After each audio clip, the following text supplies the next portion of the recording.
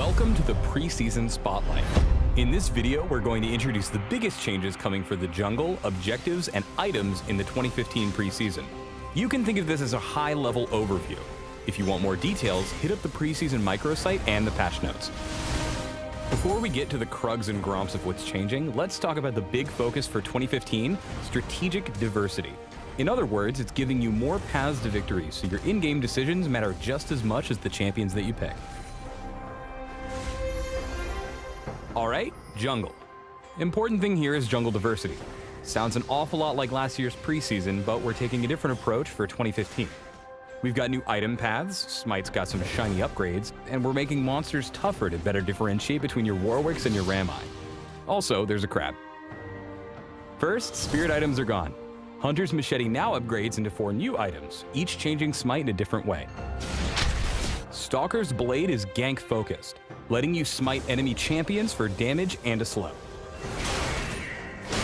Poacher's Knife is for the counter junglers, giving you bonuses when smiting down camps on the enemy side of the jungle. Skirmisher's Saber is a dueling upgrade. Smite an opponent and gain a combat buff against them for a few seconds. Finally, Ranger's Trailblazer is your farm-focused pickup, turning your smite into an AoE and restoring health and mana on use. You can also buy enchantments, ensuring you get the endgame stats you need. Be sure to read up on those because we are not explaining them here. We're also adding bonuses for smiting monsters. Smite the raptors to get a true sight buff when you're spotted by a ward. Merc Wolves recruit a ghost that provides vision. Gromp hooks you up with a poisonous thornmail. Krugs let you stun monsters every few attacks. And smiting red or blue restores health or mana. You can probably figure out which is which.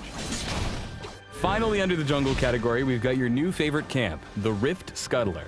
This tanky crustacean actively avoids combat, but if you bring him down, he gives vision of either the Baron or Dragon Pit and a speed shrine for all your teammates. Thanks, Crab. Next up, let's talk about objectives. They're changing. Strategically. First, turrets. There are new regenerating shields on the inner turret which spread to nearby allies, providing extra safety against sieging. And yes, what you're seeing, that's a laser. This is a new change for the inhibitor turret, and it slows and causes whoever it hits to deal less damage, to help with those pesky split-pushing Jaxes. Baron's a badass now, instead of a late-game snack. Not only will you have to actually pay attention when taking down Baron, but when you finally do, Baron buff now lets you recall twice as fast while also giving your nearby minions super siege power. Dragon and turrets have always had similar rewards. Gold. To create strategic differences, Dragon now no longer gives gold, but grants a permanent stacking buff on kill. The buffs go up as your team secures more dragons, adding up to the Giga Stack bonus. Kill 5 dragons for your team, and you're gonna hit like a monster truck wearing a suit of larger, cooler monster trucks. This year, we focused on strategic items that benefit your team more than just giving you an individual pile of stats. First, there are new elixirs.